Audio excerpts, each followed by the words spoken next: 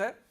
तलाल चौधरी साहब, वैसे तो चौधरी शुजात हुसैन साहब की बड़ी इज्जत है, वो अलील थे, अल्लाह ताला उन्हें सेहत दे। अब जिस तरह चौधरी साहब बता रहे हैं उनकी सेहत अब बेहतर है। हर एक को एकदम ही ख्याल आ गया कि चौधरी साहब की बीमार पुरसी की जाए, उनकी दरियाफ्त किया जाए कि उनकी तबीयत कैसी है। लेकिन अब क्योंकि मदद सब मांग रहे हैं, मियाँ शहबाज शरीफ साहब का जाना, पाकिस्तान मुस्लिम लीग नून की क़यादत का चौधरी साहबान के पास जाना बहुत बहुत बड़ा एक सिंबल है। लेकिन आपके पास आने से पहले पाकिस्तान मुस्लिम लीग नून पूरी अपोजिशन तहरीके अदम एतमाद के बारे में क्या कह रही थी, जरा सुन लीजिए। पीडीएम की तमाम जमातों ने इस बात पर इत्तेफाक किया है कि हम इस नाजायज हुक्मरान के खिलाफ अदम एतमाद लाएं। चाहे तो नो कॉन्फिडेंस मूव भी ले आए। हमने तजुर्बा कर लिया है ना सेनेट के चेयरमैन का। क्या ये जानदार ऑप्शन नहीं? माजी का जो एक तजुर्बा है सेनेट चेयरमैन के खिलाफ, वो उसको जानदार नहीं कह रहा। आज यकीन का पहलू बहुत ही कमजोर है, और मैं अगर यकीन हो वाला लफ्ज़ कह भी नहीं सकता मैं इस पे। अगर हम आज इक़्तिदार की हवस में जाकर अदम एतमाद करके इसी फरसुदा और नाकाम और एक गैर नुमाइंदा निजाम का हिस्सा बन गए, तो उससे तो ना मुल्क का फायदा होगा ना हमें फायदा होगा। हम नहीं समझते कि अदम एतमाद मुल्क में निजाम की तब्दीली का हिस्सा बन सकता है। हम इस नाजायज हुक्मरान के खिलाफ अदम एतमाद लाएंगे। वो इन हाउस चेंज तो जिनकी वजह से होता है, जिनकी मदद से होता है, हम उनकी मदद नहीं लेना चाहते। तहरीक अदम एतमाद सौदे के बगैर मुमकिन नहीं होती। जो मुल्क आइन के मुताबिक नहीं चलता उसमें तहरीक अदम एतमाद भी नहीं। हम इस नाजायज हुक्मरान के खिलाफ अदम एतमाद लाएंगे। तलाल चौधरी साहब, वैसे किस उम्मीद पर, किसके भरोसे अब आप ये कोशिश कर रहे हैं कि तहरीके अदम एतमाद हो जाए? आपको तो वो प्राइम मिनिस्टर साहब कह रहे हैं कि जिनको एकदम ख्याल आ गया जनाब चौधरी शुजात हुसैन साहब की सेहत का, घबराए तो वो हुए हैं। तो क्या अब आप फाइनली घबरा रहे हैं? जबकि आज मोहन सलाई साहब ने भी कह दिया है कि जी हमने तो ताल्लुक पाकिस्तान तहरीके इंसाफ से बनाया है निभाने के लिए। बिस्मिल्लाह रहमान रहीम। मुनीब साहब, जो सियासी घराने होते हैं वहाँ उनकी खुशी और गमियाँ जो होती हैं, वहाँ पर भी जब लोग आते हैं तो सियासी डिस्कशन ज़रूर होती हैं। और उसके बाद रही मोहन सलाई साहब की बात, तो मोहन सलाई साहब देखिए ना, किसी की तीमारदारी करने जाएं आप, यानी आप देखें कि वज़ीर आज़म का मुंह लटका हुआ बिल्कुल सियासी बिस्तरे मर्ग पे है, तो जब आप तीमारदारी करने जाते हैं तो हमेशा यही कहते हैं तकड़े हो जाए और बिल्कुल तू कल परसों ठीक हो जाना, कमाल, कोई मसला ही नहीं। और कुछ दिनों बाद वही लोग उनको फिर कंधा देकर वो फिर कब्रिस्तान छोड़ आते हैं।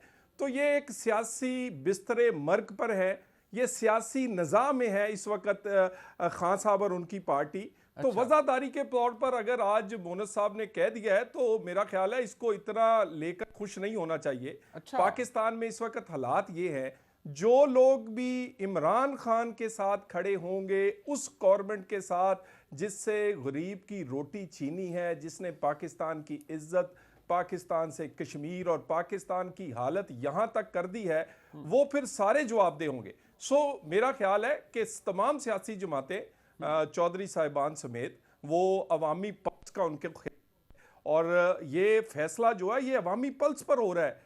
वरना हमारा बिल्कुल आपने बिल्कुल ठीक दिखाया, हम समझते थे कि अदम एतमाद और हुकूमत, लेकिन देखिए ये ज्यादा देर इनको रखना पाकिस्तान के लिए ये नुकसानदेह हो गया। आप तो पहले दिन से सियासी फायदा ये है कि पहले दिन से कह रहे हैं कि अगर हुकूमत में रहेंगे तो पाकिस्तान के लिए बुरा होगा। लेकिन मुझे ये बताएं, आज मेरा सवाल वही है, किसके भरोसे पे ये कर रहे हैं? अगर मियाँ शहबाज शरीफ साहब तशरीफ ले गए हैं, कुछ सोच समझ के ले गए होंगे। दुरानी साहब ने फरमा दिया कि हम सिर्फ इयादत के लिए गए थे।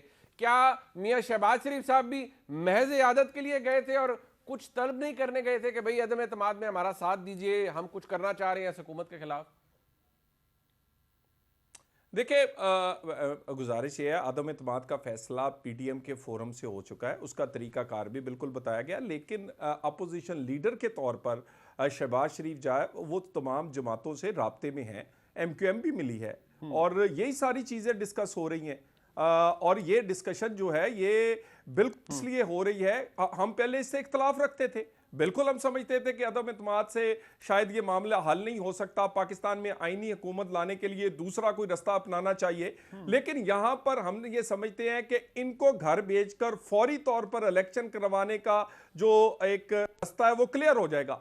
सो उस रास्ते वहां तक पहुंचने के लिए इनको हटाने का फैसला किया गया है। और ये आपके सामने, ये आप देखेंगे, यही आप बयान थोड़े दिनों बाद मोनस साहब का भी चलाएंगे और इनकी हुकूमत का जाते हुए भी वो दिखाएंगे। तो ये मेरा ख्याल है कि बहुत सारी ऐसे चीजें बसंत जो है एहतराम सियासतदान जो जो है ट्रैक वो मुंह रिकॉर्ड पर कह नहीं साहब, देते। जो ट्रैक रिकॉर्ड ऑपोजिशन का रहा है पीडीएम के बनने से पहले, बल्कि इंतखाबात से लेकर अब तक, अगर आप उसके सहारे कह रहे हैं तो मुझे तो आपके क्लिप्स चलाने पड़ जाएंगे, बल्कि मैं चलाता हूं कि आपने कहा अब गई हुकूमत, अब गई हुकूमत, ये गया इमरान खान, वो गया इमरान खान। कुछ भी नहीं है। इमरान खान साहब आज भी मुल्क के वज़ीर आज़म है, पाकिस्तान तहरीक इंसाफ की हुकूमत है। अगर कोई खजल हो रहा है बसद एहतराम तो वो आप हो रहे हैं।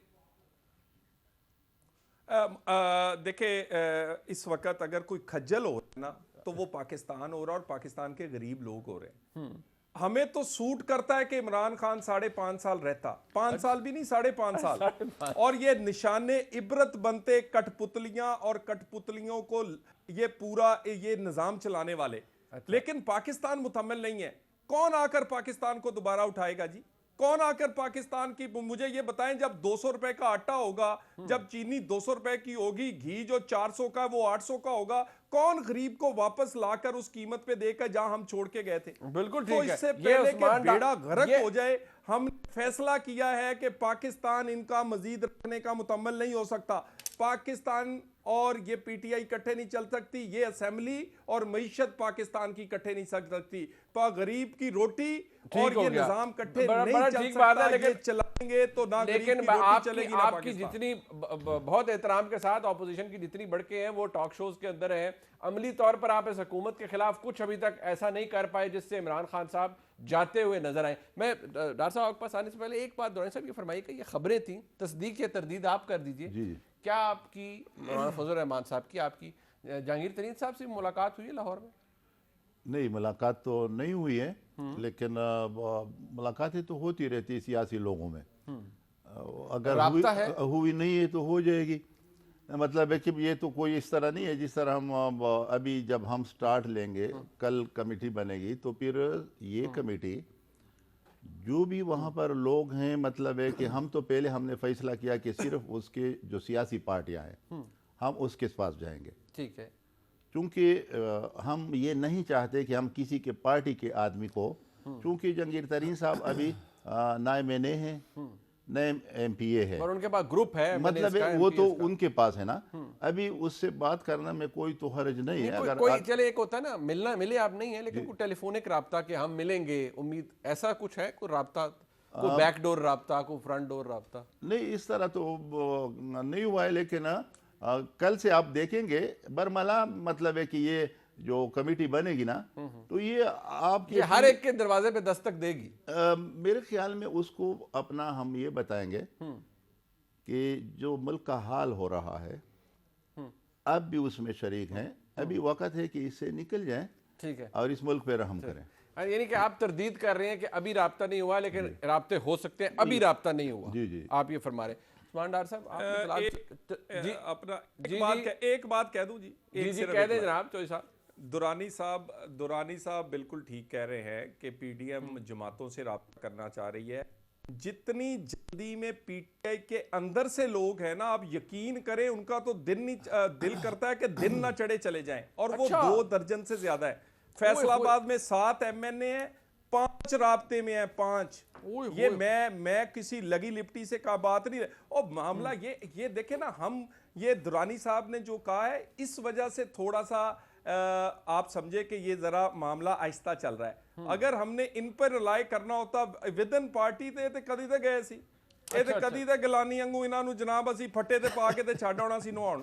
वाह, मेरा मतलब ये अल्लाह खैर रखे। उस्मान डार साहब, मैं ना अपने भाई तलाल चौधरी को अक्सर टॉक शोज में कहते हूँ, एक और भी हैं इनके पीएमएलएन के तारड़ साहब, इन दोनों को आदत है बढ़ के मारने की। पाकिस्तानियों में तलाल चौधरी को कहता हूँ, यार ये टॉक शोज में बाहर निकलो, कंफर्ट जोन से बाहर निकलो। मेरे भाई जाकर कल मुझे घंटाघर चौक फैसलाबाद में कोई 500 बंदे तलाल चौधरी अपनी कैपेसिटी में ही इकट्ठे करके दिखा दो। बातें ऐसे करते हैं टीवी टॉक शोज में बैठ के, ये इमरान खान, एक सेकंड 500 बंदे सिर्फ बैठ जा मेरे भाई, ये इमरान खान है गुजारिश जिसने जरदारी को, आपने बोला सुन लिया, हौसला करके मैं सुन रहा था, प्लीज जरा सुनो जरा 1 मिनट। ये इमरान खान है पाकिस्तानियों जो शहबाज शरीफ कहता था मैं लाड़काना और लाहौर की सड़कों पे घसीटूंगा, मेरा पेट ना फाड़ा तो मेरा नाम शहबाज शरीफ नहीं। आज बाहें खोल के जरदारी साहब आइए, ये इमरान खान है पाकिस्तानियों जिसकी वजह से ये लोग मजबूर हैं एक दूसरे को गले मिलने के लिए। ये इमरान खान है जिसने चौधरियों के घर में शहबाज शरीफ को माथा टेकने पे मजबूर कर दिया। ये इमरान खान है मेरे भाई जिसकी पल्स की आप बात कर रहे थे, तो कल देखा क्या हुआ डीआई खान में। ठीक है, दुरानी साहब साथ बैठे, बल्लू में क्या हुआ। तो भाई मेरे ये इमरान खान को क्रेडिट दें। और ये इक्तदार है जिसके लिए इमरान खान साहब ने चौधरियों को अपने गले से लगा लिया, जिनको वो पता नहीं क्या क्या नाम देते थे। ये इक्तदार है। वो फैसला जिन्होंने करना था कि उन्होंने क्या किया वो हो चुका, लेकिन कम अज कम मुझे फख्र है मुनीब, मुझे फख्र है अपने लीडर पे, मुझे फख्र है अपने प्राइम मिनिस्टर पे। पाकिस्तानियों 3.5 साल से अपोजिशन ने fast bowler, spinner, leg spinner, मेरे लीडर ने 3.5 साल में अपनी विकेट नहीं गिरने दी। अच्छा, दुरानी साहब और मुस्लिम लीग में वो हर तरह का मैं इनकी जुबानें निकल आई भाईजान, और जुबानें इसलिए निकली है वो कहते हैं कि भाईजान अंपायर नॉट आउट नहीं दे रहा। मैं कह रहा हूं इन्होंने मौलाना फजल रहमान को स्लिप में खड़ा किया, अच्छा, थर्ड मैन पे खड़ा किया, लॉन्ग ऑन पे खड़ा किया कि जहां मर्जी कह ले आप आउट होंगे ही नहीं। प्राइम मिनिस्टर इमरान खान आप अगले आउट 1.5 नहीं साल हो भी सकते, विकेट पे आप खड़े आउट रहेंगे। नहीं हो सकते। उनकी दुहाई ये है कि भाई अंपायर ही या थर्ड अंपायर या फोर्थ अंपायर जो भी होता है वो मतलब आपको आउट कर ही नहीं रहा या करेगा ही नहीं। मतलब अब मैं जरा दुराई, मैं सर वापस